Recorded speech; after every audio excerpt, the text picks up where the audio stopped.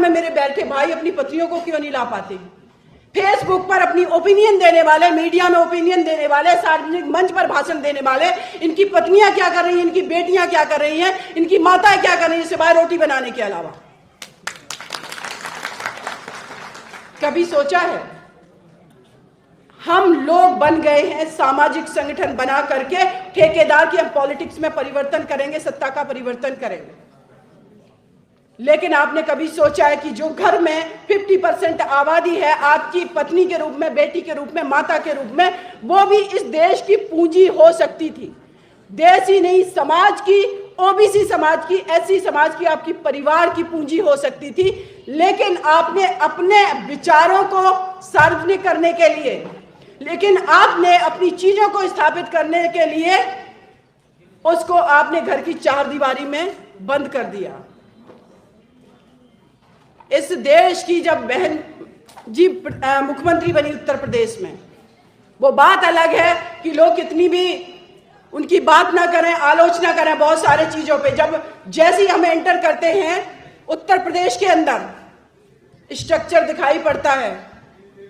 Ambedkar park, Lucknow में परिवर्तन चौक बना है, वहां पर सिर्फ दलित समाज की मूर्तियां नहीं है, वहां पर हमारे सारे महापुरुषों की मूर्तियां हैं। इतनी हिम्मत किसने जुटाई? वो निडरता थी। ये बात मैं बहन जी का नाम इसलिए नहीं ले रही हूं कि वो एक पार्टी से बिलोंग करती, मैं इसलिए ले रही हूं कि अब एक स्त्री जब सत्ता में बैठती है तो वो ये सब करके दिखाती है। राजनीतिक लड़ाई आप लोग लड़ रहे हैं, पार्लियामेंट में भी जीतेंगे, विधानसभा में जीतेंगे, लेकिन आपके घर की स्त्री कैसे लड़ाई लड़े इस समाज को आगे ले जाने के लिए, आपके परिवार को आगे ले जाने के लिए, उसको तो आपने घर की चार दीवारी में बंद कर दिया। देश की प्रथम महिला प्रधानमंत्री बनी इंदिरा गांधी जी, आज पाकिस्तान के नाम पर पाकिस्तान ये कर देगा, पाकिस्तान वो कर देगा, दो टुकड़े कर दिए उन्होंने, क्योंकि निडरता, ईमानदारी जहां रहती है।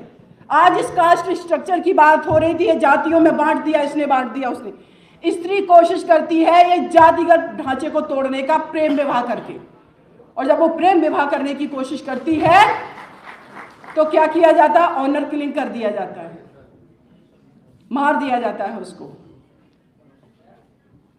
मैं कहती हूं कि इस भारत ही नहीं पूरे विश्व का स्ट्रक्चर अगर एक स्त्री के विचार से मॉडिफाइड कर दिया गया ना, तो शायद ना तो कोई किसी पर परमाणु बम गिराने की सोचेगा, जितना ये बॉर्डर पे हमारे आर्मी के भाई मारे जाते हैं, चाहे वो भारत के हो, चाहे पाकिस्तान, चाहे चाइना के, किसी भी कंट्री के, ये सब बंद हो जाएगा।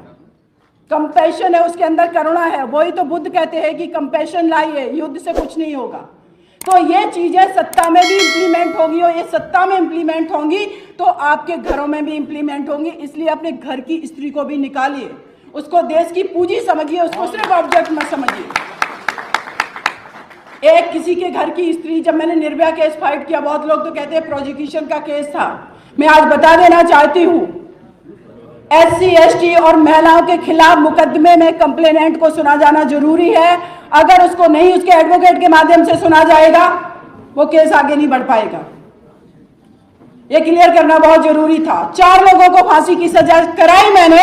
मैं आप लोगों को बताना चाहती हूं, सुरेंद्र कोहली निठारी कांड हुआ था, आप लोग जान रहे होंगे, नोएडा में। वो व्यक्ति खून पी जाता था छोटे छोटे बच्चों का। कहां है सरकारें? सोई हुई हैं। करा पाए फांसी की सजा? एक मैटर है शबनम बनामी यूनियन ऑफ इंडिया का, एक स्त्री ने अपने परिवार के 7 सदस्यों को मार दिया, एक छोटे बच्चे को भी मार दिया। मैं आज इस मंच से कह रही हूं, कोई फांसी नहीं करा सकता। सुरेंद्र कोहली को भी फांसी नहीं होगी। वो लिटिगेशन का पार्ट है, उस पर हम कभी बात करेंगे।